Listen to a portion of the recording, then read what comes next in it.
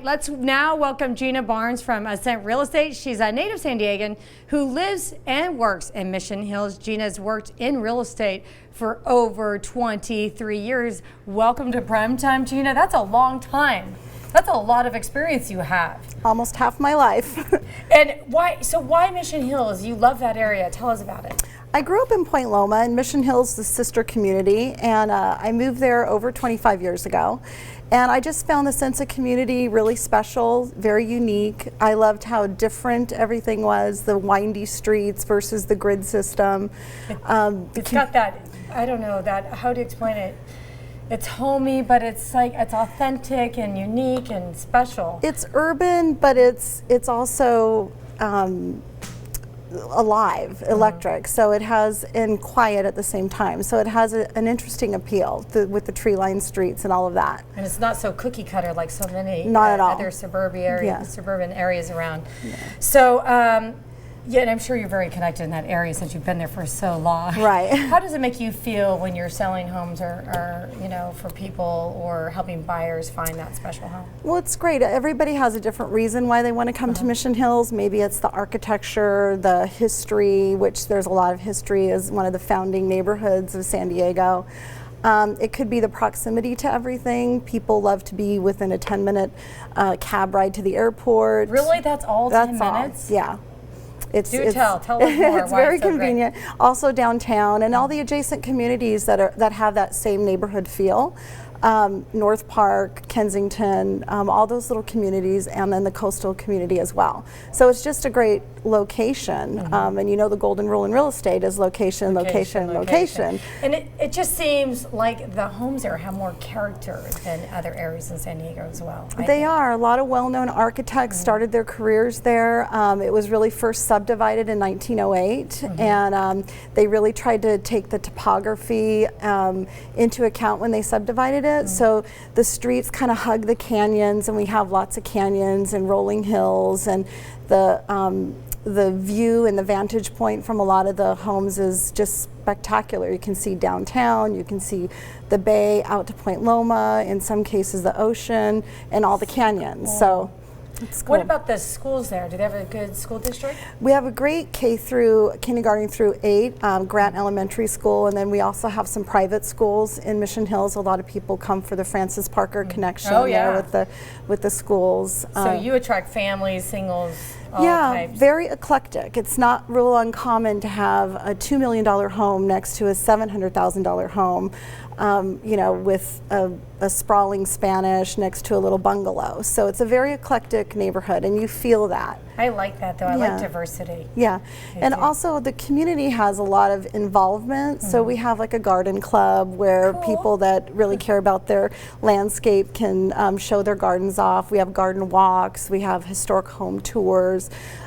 We have just a lot of people that care. Can I be a guest of yours? Yes, absolutely. Sounds so cool. We don't have that in my area. Well, that's why it's a true neighborhood. I mean, it really is a community that it's about a lifestyle in a lot of ways. How long do people stay there once they move there? What is the average span of homeowners? You know, we're seeing some transition now, and you may hear that inventory is low, and I think it's especially in Mission Hills because it doesn't turn over a whole lot. So we see a lot of people that get their foot in the door, and they adjust to the lifestyle and love the lifestyle, and they don't leave. So I think longer than average. So you want to hire an agent like yourself who has connections where people will be loyal to you. Yes. You have roots in that area. That's right. I like that. And I just did a story earlier where housing prices rose 10%. So, I mean, it's really more than ever important to have somebody that's been rooted in that community who can help you get the house or sell the house at the right price. That's right. And let me ask you this: in that area, has it always kind of held its value even when we did hit the recession? I think this recession was so deep that, of course, Mission Hills felt some pain. But if you still enjoy living in your neighborhood while we're going through bad times, it's a great place to live that out. So it did feel it, but certainly not as much as more vulnerable neighborhoods. Yeah, that's what I thought. Yeah. And not only that, I mean, it's San Diego, and we don't get hit as hard as other places. Right. So it's a really good investment. Right. So let's talk about all the data that's available. How do you make sense of it? Because it's so confusing for, home buyers and sellers.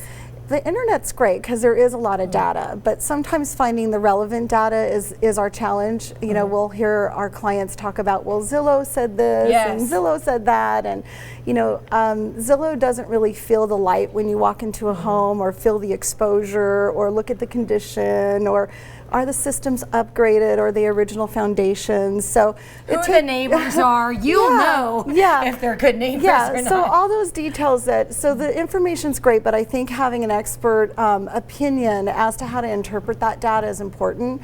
And right now the buzzword is interest rates, historic lows, and everybody's talking about what that really means.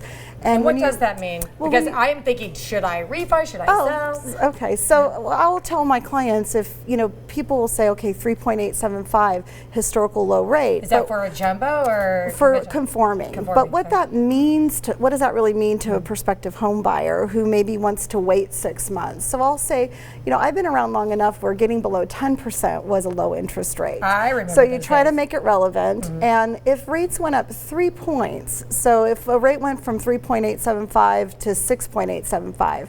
On a typical purchase in Mission Hills, a loan amount of, let's say, $800, that's like $1,500 a month. So do you wait? Because if rates go up, which we feel they're bound to go up at some point, that's an additional $1,500 on your mortgage. So making that information and that could be relevant. An additional house payment or something. Or college for your child, or a lot of things. So I think the relevancy is super important for the buyers to understand. And when you said price appreciation went up, what did you quote, 10%? 10%. And a lot of experts that I've paid attention to, the economists, are saying 9 to 12%. And so, let's say it goes up 10% in the year of 2013. What that means to our buyer who's buying an $800,000 home is potentially that home could be worth $880 in a year. Gained all that equity like that. Do you want to wait? So you just try to make the data relevant. Do you know how many houses are on the market in your area now? A low inventory. We have consistently for the last, I would say, 8 months, about 35 homes on the market in the entire zip code, which is very broad. It includes Hillcrest, Bankers Hill, Mission Hills proper, if you will. And that's not a lot of inventory. And of the 35 listings that are typically on the market, we're seeing now, with prices going up, that more than half of them are over $1 million. So the opportunities are getting, a little bit more narrow. Which makes it even that much more important to hire someone like you who's got the experience and the roots there and all the connections. Right. So you get the right deal at the right time when the interest rates are low. Because they're not going to stay low. I mean, real estate is cyclical. We all know that. When will they go up? The good news on that, though, is there's other communities adjacent to Mission Hills that have that same flavor, that same community feel, similar architecture, built and developed around the same vintage, that can be in a price point that isn't escaping you. So we have North Park and University Heights and Kensington. So there's a lot of options for somebody that wants that similar feel in a neighborhood. Real quick, what is the average price of a home in that area? In Mission Hills, in that zip code, it's just barely above $1 million right now. Whoa. Yeah. But how many square feet? But you're about 2,200 feet, a 3-bedroom, 2-bath for that. But you could still find homes in the 800,000 and 700,000. You have to, not be afraid of a little work and an aging foundation and knob and tube wiring, which is important to have an expert to really understand how critical the condition is of a home as well. You have all those experts at the tip of your fingers. Absolutely. That you trust. Yes. I love it. I love it. Let's throw up your information so people can get a hold of you. There we are. There's your website. I love it. Is there anything that you'd like to share with our viewers? I guess I landed at Ascent Real Estate because of the community involvement. Ascent really means I can go to the Kensington office and be involved at a very local level. I love what Penny's rolling out now with the global expansion. Such a great network. But I think hiring an expert and just someone that has knowledge, they don't necessarily have to know everything, but they have to know how to find out what you need to make a smart purchase. And be passionate about their job like you. Yes. Thank you so much for You're coming welcome. on Prime It's my Time. pleasure. Such a pleasure.